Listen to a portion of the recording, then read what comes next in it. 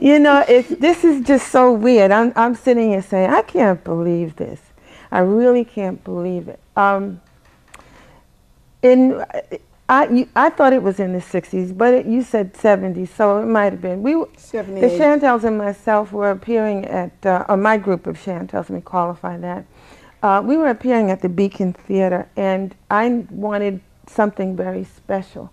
And at that particular time, Rose was up-and-coming fashion designer with her own boutique, and she was recommended to me by a neighbor. So I went into the shop, and I met Rose, and I looked at some of the clothes, and I explained to her what I wanted and what I wanted it for.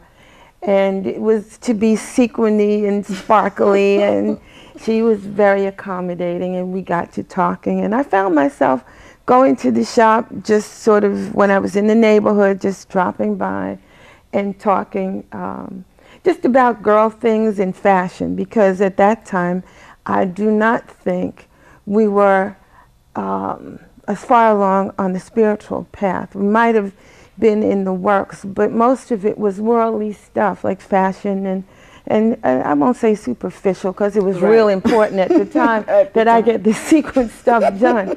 But that was when I first met you, and it's interesting because we've been friends. You've taught me through some relationships and even before the spirituality, just good common sense. So, and I knew there was something very special about you because no matter how silly my situation got, you could always hear the situation and break it down and make it very easy and an easy solution. And I think largely what it boils down to is the ability to separate all the stuff away from truth. And so here we are today in 2007 talking about truth. It just makes me want to cry because I have friends that I've been friends with for a long time, and you've seen me grow, and I've watched you grow in a different direction. And I would like to just say how happy I am for you. I wanted to say, when I was coming over here in the cab, I wanted to say, I'm so proud of you. And I thought, gee, that sounds very, you know, a little strange. But it is. I mean, can I just touch this? Look at this book. This is so wonderful. Thank you. And it's wonderful for a lot of reasons, not just for what it says, for the story, for the inspiration, for the spirit that pours from you. Mm-hmm. What has impressed me most, now I'm a singer who went to college because my mother said, you can't sing if you don't get your education. So yes, I went to Fashion Institute, and I went to, where did I go? I went to Hunter, and then I went to City College. I got a bachelor's from City, and then I got a master's from Fordham University.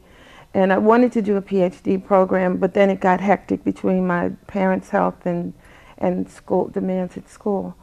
And people have approached me to write a book. Mm-hmm. So, you know, you want to know, well, about what? What voice should I use? Mm-hmm. You know, all of this time, well, I don't know, I don't want to offend this one, I don't want to offend that one. My book is not written. I've started it several times. And I read part of your book, and I know your story because we've talked so many times. That's what makes me feel so good about seeing this, because this is a woman who everything she's done, she's found, researched on her own. She's searched out the information. She's trial and error. She didn't ask anybody. You certainly didn't call me and say, well, how did you do blah, blah, because I haven't done it yet. And I'm not putting myself down. It's just my book is coming. But I realize, too, that people that have, the more education you have, sometimes that really is a drawback, because you're so armored with everything that you're supposed to do that you don't get it done. And you've gotten it done. And that's what's impressed me most. It won't be a universal thing because not everybody knows you the way I know you. Right. I think that it's a beautiful thing. I'm looking forward to the next book, and hopefully I'll have something written by then. And I had always said that if I wrote a book, I didn't want to just write, and then he did this, and then he did that, and she said that, and I didn't get this. Because everybody knows that story. You know, I've given a lot of interviews, and you talk about what didn't happen in the music business. So many of the artists during the 50s, they went into it blind, with no precedents, legal precedents set for them. So when the money started to be mailed out, your check wasn't in the mail because, oh, look at the sheet. Oh, we spent this for pictures, we spent this for cars, we spent this for hotels. And so by the time you cash out, you have like $62.70. Oh. Yes. So we allow our fears to stop us. Well, I'm the queen of that. I think we all are. At some point, yes, we all go through it. And my book was 8 years in the making because I kept stopping, thinking, who was I to write a book? Who will buy it? Who would want to publish it, which I self-published anyway. Yeah. And it's a learning process. I went through 8 editors, proofreader, and there's still mistakes in my book, but I did not allow it to stop me.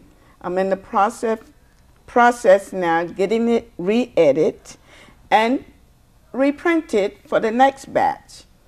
So my thing is, whatever your dream or your purpose, I don't think you need to allow anything to stop you.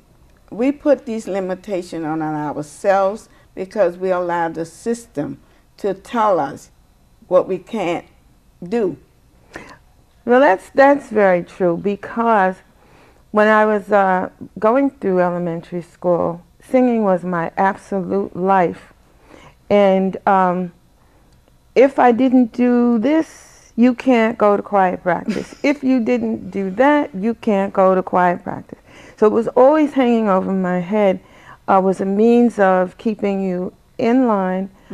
I never censored myself. I knew that I had a gift. I could hear it in my own ear at a certain point. And I would go to bed at night. I had this sense of wanting to be perfect. And then every day that I lived, I realized, well, it's hard. I can't be perfect here. It's almost as though the perfect part of me was my voice. And when I would get out on stage, we did an Alan Freed tour, and many times I would get involved with a song and the spotlight would hit me, and I would get lost in that light. I would finish the song, hear the clapping, and be shocked, you know, and wonder, I'd look at the girls to see, because I don't know where I went. Now they're calling it I zoned, but yeah, it's a spiritual thing. And I remember another show that I had done in Cleveland, and God loves you, and thank you. And thank you. And thank you. The God in me greets the God in you.